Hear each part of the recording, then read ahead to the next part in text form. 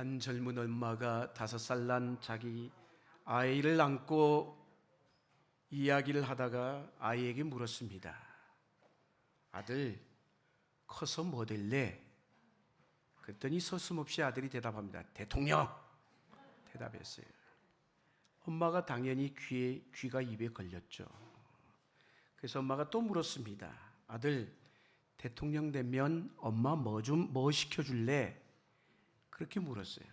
그러자 엄마의 물음 앞에 이 아이가 한참을 고민하다가 짜장면! 그러자 엄마가 아이를 그냥 확 내려놓으면서 짜장면 너나 먹어. 우리가 웃지만은 광고에 나오는 장면이에요. 광고에 나오는. 죽을 때까지 자녀들은 아마 철들기 어려운 것 같습니다. 5월은 이 공경이라는 단어를 떠올리게 하죠, 우리가. 그래서 한자의 이 공자를 보면은 한 어르신이 의자에 앉아있는 모습을 연상케 합니다. 그리고 경자는 한 젊은이가 90도 각도로 허리를 숙여 인사하는 모습의 형상처럼 되어 있는 게 경자라는 한자의 글자예요, 여러분. 그런데 그 밑에 이런 해석이 붙어 있어요. 공경은 우리의 부모나 리더, 스승, 권위자를 세우고 그분들을 존중해야 우리도 우리의 자녀나 우리의 아랫사람으로부터 존중받는다는 사실을 아는 지혜, 이렇게 해석이 붙어 있어요. 사랑하는 여러분, 존중받기 위해 공경하는 것이 아니라 가만히 보면 공경의 성품을 가진 자들이 있어요. 공경의 성품을 가졌을 때 하나님께서는 바로 그 사람에게 공경을 받을 수 있는 분복을 허락하신다는 의미인 것이에요. 할렐루야. 여기서 말하는 부모, 권위자가 누구일까요? 종교개혁가였던 마틴 루터는 대요리 문답에서 네 종류의 부모, 네 종류의 권위자를 이야기하고 있어요. 첫 번째 권위자는 누구냐? 육신의 부모인 것이에요. 무엇보다 나를 낳아주신 내 어버이가 부모인 것이죠. 내가 이 땅에서 태어나자마자 처음 관계를 맺는 존재가 누구예요? 우리의 어버이들이라는 거예요. 그분들의 몸과 그분들의 피를 빌려서 이 땅에 태어났어요. 하나님께서 그래서 돌보신다는 사실을 누구를 통해 우리에게 보여주시는 것이에요? 우리의 부모를 통해서, 어버이를 통해서 보여주신 것이죠, 여러분. 그분들의 은혜가 있었길래 오늘 우리가 이 자리에 있는 줄로 믿습니다. 두 번째 권위자는 영적 부모인 목회자입니다, 여러분. 캐톨릭에서는 성직자를 뭐라고 표현하느냐? 우리는 아버지, 파더라고 얘기하잖아요. 그러나 캐톨릭에서는 영적 권위자인 성직자를 신부를 파더라고 합니다. 영어로 아버지죠, 여러분. 옛날에 신부님들은 성도님들에게 하대를 했습니다. 목사라는 존재는 교인 앞에 그래서 늘 조심스러운 존재이고, 교인들은 두려움을 가지고 존경과 존중의 마음으로 대해야 된다라고 설명하고 있는 것입니다. 세 번째 권위자는 누구냐? 지식과 정신적 양식을 나누어주는 스승, 그들 또한 우리의 부모인 것이에요. 스승을 뭐라고 얘기합니까? 사부다라고 얘기합니다. 사부라고도 안 해요. 조금 좀 세게 발음해야 제대로 나오죠. 사부라고 얘기하죠. 네 번째 권위자는 누구냐? 왕. 한 나라의 국가의 원수, 나라의 지도자가 부모인 것입니다. 요즘은 지도자에 대한 존중의 마음이 없는 시대를 살아가고 있어요. 물론 지도자들의 잘못도 있지만 시대가 하수선 어지러워서 세상이 이렇게 되지 않았는가 하는 생각을 하게 됩니다.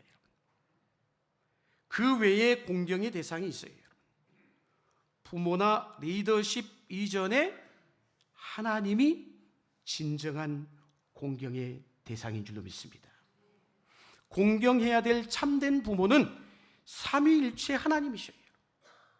하나님, 예수 그리스도, 성령님을 우리는 공경할 때 진정한 성도라고 얘기할 수가 있는 것이요. 성경은 하나님의 이름을 뭐하라? 공경하라라고 얘기하고 있어요. 망령되이 일컫지 말라라고 얘기를 하고 있습니다. 주기도문에서도 우리가 나오는 대목이죠. 뭐요? 주의 이름이 거룩히 여김을 받으시오며 라고 얘기했어요. 그렇게 기도하잖아요, 여러분. 공경해야 할 또한 사회적 리더십 또한 있습니다. 고용주의죠. 경외감을 가지고 죽게 하듯 공경하라고 에베소서에서도 다른 서신서에서도 말씀을 하고 있다는 것이에요. 공동체 안의 노인들이 공경받아야 될 대상들입니다. 여러분. 하나님이 짝지어 주신 배우자 서로 공경하라. 이것 또한 성경의 말씀인 것이에요. 뿐만 아니라 공동체 안에서 서로가 서로를 공경하라라고 말씀하셨어요. 모든 사람을 공경하고 남을 나보다 어떻게? 낮게가 아니라 낮게 여기라 말씀하셨어요.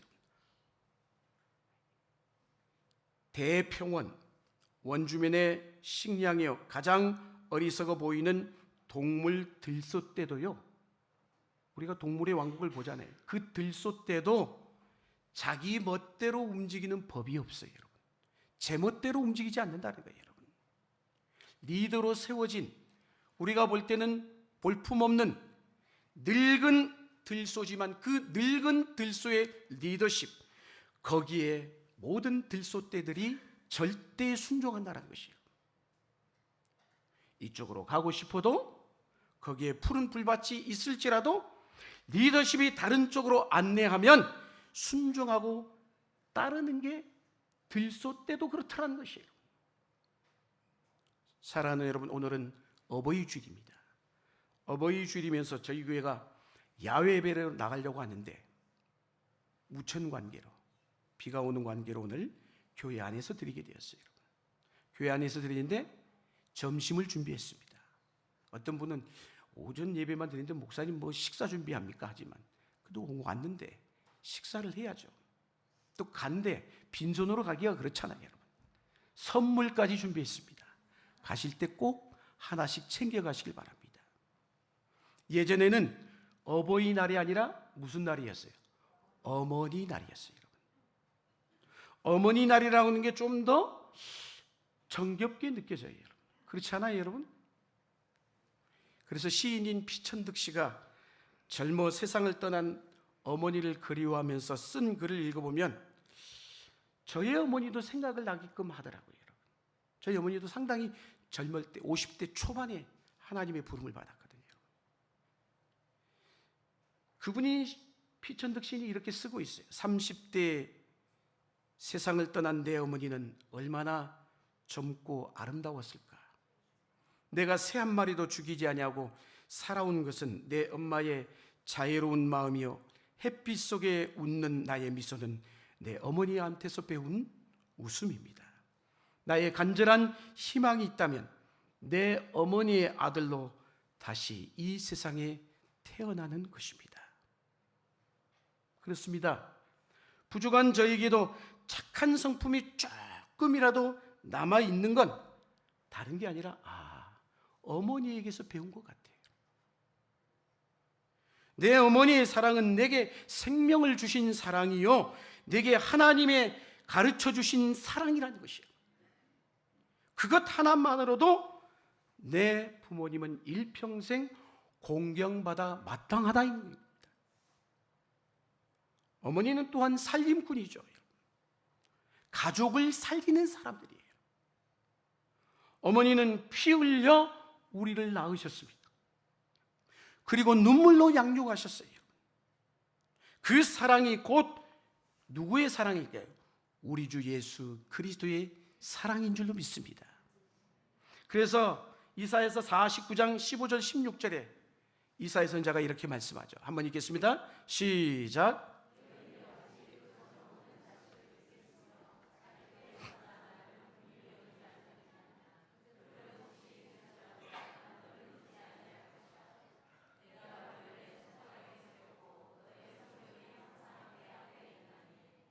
아멘. 손바닥에다가 볼펜으로 쓴 게 아니에요. 조각 칼로 새겼다라는 것이에요. 주님께서는 손과 발에 못이 박히시며 내 이름을, 오늘 저와 여러분의 이름을 당신의 손바닥에 새기셨어요. 할렐루야. 기도할 때마다 어머니는 그 이름을 손바닥에 새겨 놓고 기도하셨어요. 우리의 어버이들은 나를 이렇게 소중히 공경하며 키우셨습니다. 우리 자식들 어버이를 공경하는 것이 그래서 마땅하다라는 것이에요. 마땅하다라는 거예요. 탈무드에 보면 그런 얘기가 있죠. 내 대신 내 어머니를 너에게 보낸다. 업어줄 내 등 대신 너의 어미의 등을 보낸다. 너를 붙들어줄 내 손 대신 너의 어미의 손을 보낸다. 너를 따뜻이 안아줄 내 품 대신 네 어미의 품을 너에게 보낸다. 너를 키우기 위해서 젖을 주는 양식을 주는 마음으로 내 어미의 젖을 너에게 보낸다. 이런 말이 있어요, 여러분. 우리도 내 어머니를 통해서 삼일체 하나님의 사랑을 느낍니다. 보혜사 성령님, 보혜사라는 말이 뭐예요, 여러분? 나를 돕는다, 내 곁에서 지킨다, 내 곁에서 나와 친숙하게 가까이에서 상담자가 되어주신다, 그런 뜻인 것이에요. 그분이 누구라고요? 나의 어머니였다라는 거예요. 허물을 덮고 믿어주는 예수 그리스도의 사랑을 우리의 어머니에게서 느끼는 것이에요. 세상이 다 내게 실망하고 나를 버려도 내 어머니는 내게 실망하는 법이 없어요. 나를 버리는 법이 없단 말이에요. 세상이 다 나를 포기하고 비판해도 내 어머니는 나를 끝까지 지지해 주시고 사랑해 주신 분이셔요. 어미는 자다가 깨면 제일 먼저 자신의 이부자리가 아니라 내 자녀의 이부자리를 확인하잖아요. 겨울밤 눈을 뜨고 보면 내 어머니는 옷을 지어 내 떨어진 옷을 깁고 계셨어요. 그 손은 보혈의 의의 옷, 구속의 옷을 지으시는 어쩌면 우리 주님 예수 그리스도의 손이었는지도 몰라요. 제가 아는 목사님으로부터 들은 얘기예요.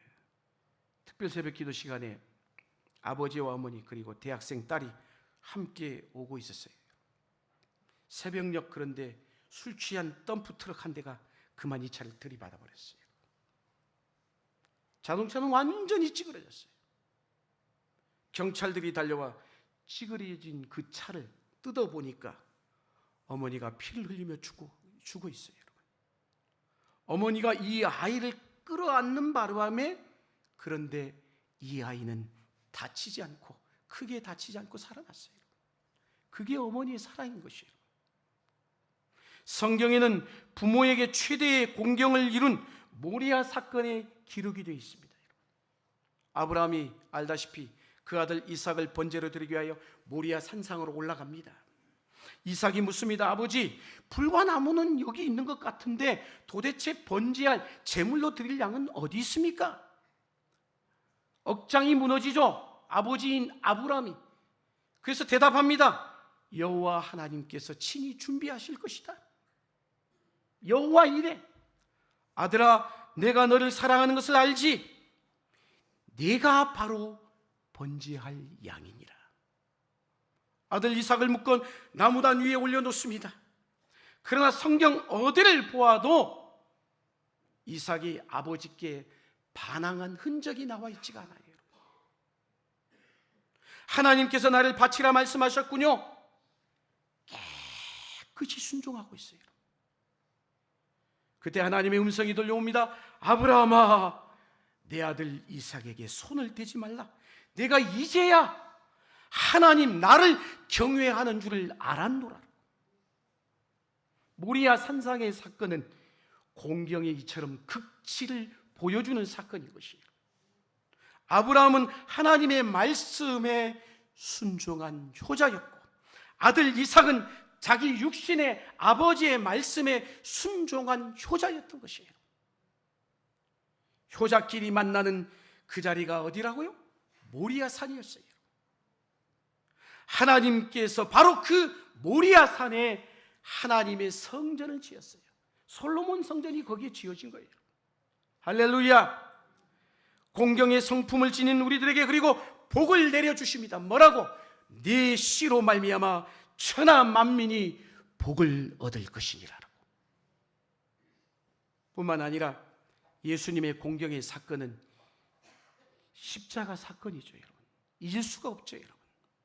십자가의 죽음을 통해서 예수님이 이 땅의 모든 공경을 완성하셨어요. 마리아와 요셉의 가정에서 태어난 예수님은 일찍이 육신의 아버지 아니잖아요. 양아버지이지. 일찍 요셉을, 아버지를 잃었어요. 요셉을 일찍 세상을 떠난 것 같아요. 어릴 때 그래서 예수님의 행적을 담은 유일한 복음서인 누가복음서는 예수님께서 순종과 공경의 성품이 있었다라고 우리에게 소개해주고 있어요. 예수님은 가난한 마리아의 집에서 30년 동안 목수일을 하며 가족을 부양했습니다. 그러나 공생애를 시작하신 3년간은 가정을 떠나 계실 수밖에 없었어요. 그러다가 온 인간과 하나님과의 화해를 위해 온 인간의 모든 죄를 짊어지시고 십자가의 그 험난한 고통을 당하시며 십자가에서 죽게 되었죠. 거기서 눈물 젖은 두 눈이 마주치게 됩니다. 자식의 죽음을 바라봐야 되는 어머니의 눈이 있었고, 이 땅에 어머니를 남기고 먼저 떠나가야 하는 자식인 주님의 눈이 있었어요. 그때 예수님이 말씀하시죠. 여자여 보소서. 자기가 아니에요. 여기 아들이니이다. 누구를 향해서? 사도 요한을 향해서. 여기 여자여라는 이 군왕이라는 단어, 인간이 가진 여자를 향한 가장 극존칭어예요. 어머니인 마리아를 향해서 군왕, 여자여라는 단어인 거예요. 이 말씀이 무슨 말씀일까요? 그 어머니에게 말합니다. 당신의 아들로 이 땅에 태어나서 자랑스러웠습니다. 감사합니다. 인사의 말을 남긴 거예요. 이 땅에 모든 오고 오는 세대 속에서 부모와 자식들의 아픔과 상처, 책임의 의무를 화해시키는 말씀이셨던 것이에요. 십자가 위에서 우리 주님은 공경을 완성하신 말씀인 겁니다. 그러면서 요한에게 부탁하죠. 보라, 내 어머니라라고.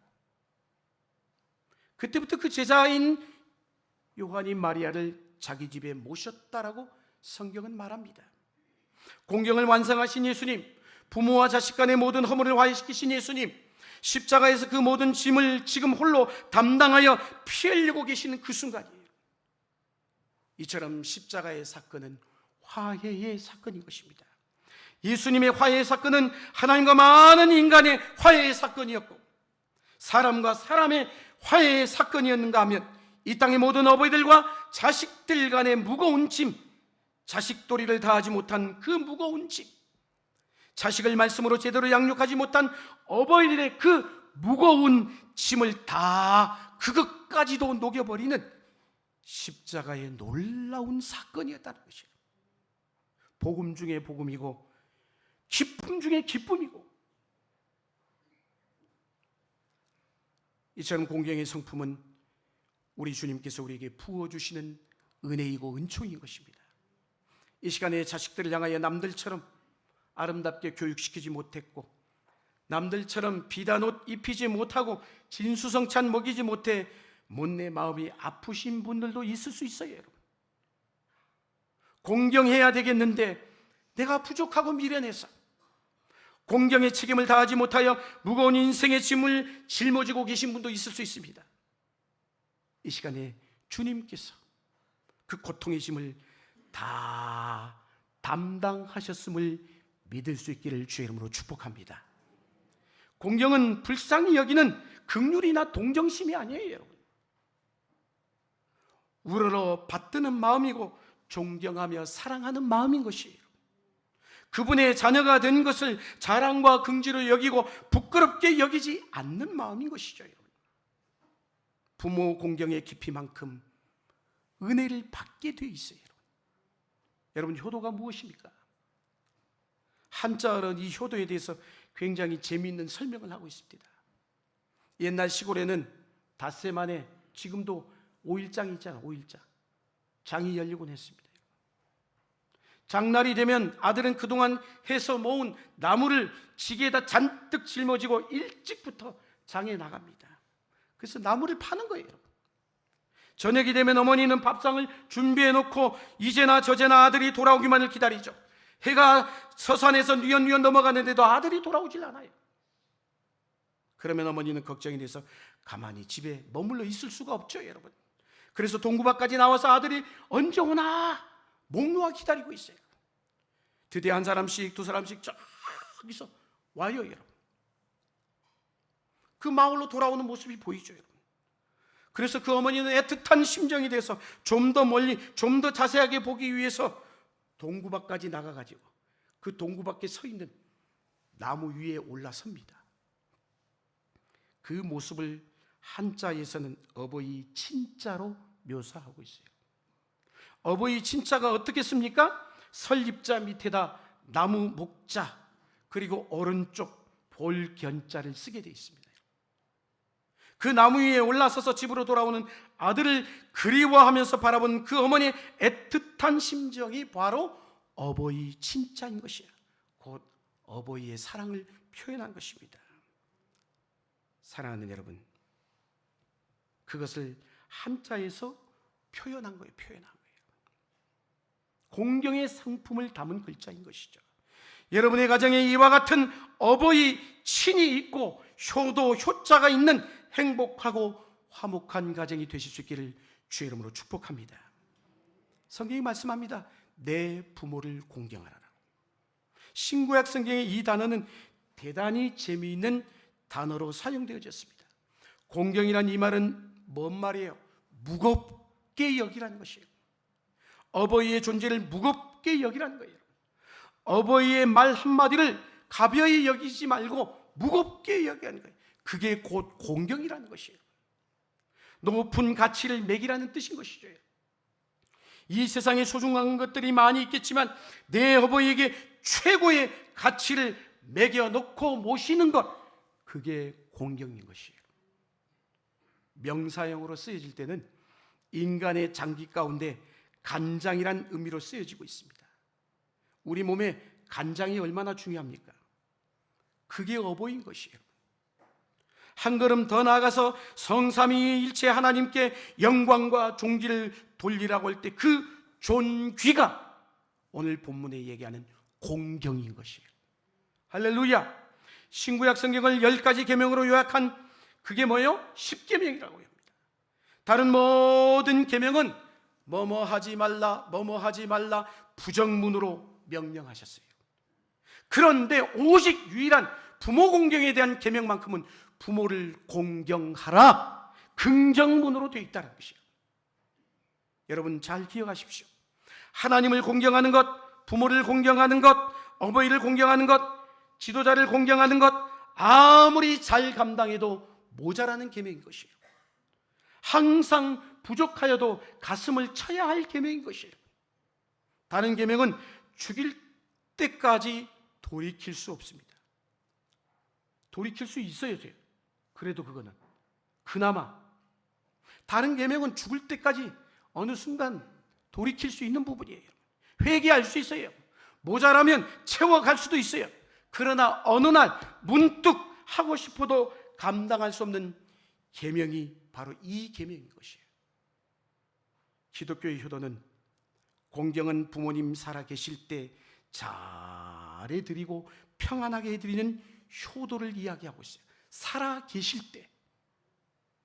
돌아가신 다음에 제사상에 근사하게 차려놓으면 그건 효도가 아니라는 것이에요. 혹시 여러분의 부모님들 가운데 세상적으로나 잘나 보이지 않아 보이는 부모님을 모시고 사십니까? 배우지 못해서 무식해 보이는 부모님이 함께 사시는지요? 연로하셔서 걸핏하면 실수가 많으신 어버이를 모시고 사십니까? 거동이 불편하여 도와드리지 않으면 움직일 수 없는 어버이가 계신지요? 치매가 걸려서 정신적으로 온전하지 못해서 도움이 필요한 부모님이 살아계십니까? 평생 우리가 공경하지 못하고 살았습니다. 허물이 많습니다. 갚아야 할 기회를 하나님이 우리에게 주신 것이에요. 그분들이 사시면 얼마나 더 오래 사시겠습니까? 하나님이 주신 그 기회를 선용하는 것, 그게 바로 공경인 것이에요. 내가 어릴 때 내 부모님 진자리 마른 자리 갈아 누이시며 내가 자랄 때까지 또 인내하고 기다리고 참아주셨어요. 그게 내 아버지고 내 어머니였다는 것이에요. 신앙적 공경의 다른 차원이 있습니다. 뭘까요? 부모님이 구원받도록 해야 합니다. 육신의 부모님을 생전에 섬기기를 잘한다는들 영혼을 제대로 섬기지 못했다고 하면 제대로 효도를 감당하지 못한 거예요. 부모님 생전에 예수 믿게 한 자는 최상의 효도를 감당한 것이에요. 주께서 말씀했죠. 온 천하를 얻고도 자기 목숨을 잃으면 무엇이 유익하겠냐고. 세상에서 진수성찬으로 대접하고 능나주단으로 몸에 감아드리고 연락으로 즐겁게 해드렸다 할지라도 구원의 복음을 전하지 못했다면, 영원한 멸망을 받는 부모가 되었다면 그걸 어찌 공경이라고 이야기할 수 있겠습니까? 제가 목사인데도 여전히 한쪽에 제가 지금 아픔으로 남아있고 여전히 부끄러움으로 남아있는 게 있어요. 아직 돌아가지 아니하신 저희 장인 어르신, 그게 전도하는 게 제 평생의 소망이에요. 생각할 때마다 부끄럽습니다. 묻습니다. 여러분의 부모님들도 예수 그리스도를 당신의 구세주로 영접하셨는지요? 그분들이 복음을 알고 있습니까? 우리와 함께 옆자리에 앉아 지금 예배를 드리고 있는지요? 부모님 육신 공경이 아무리 귀하단들 영혼 공경만 하겠느냐라는 것이에요. 부모 공경 마땅히 해야 하는데 성경에 놀라운 상급을 약속하고 있어요. 이렇게 부모님을 공경한 효자 성도에게는 특별한 상급이 있습니다. 출애굽기 20장 12절 말씀 같이 한번 읽겠습니다. 시작.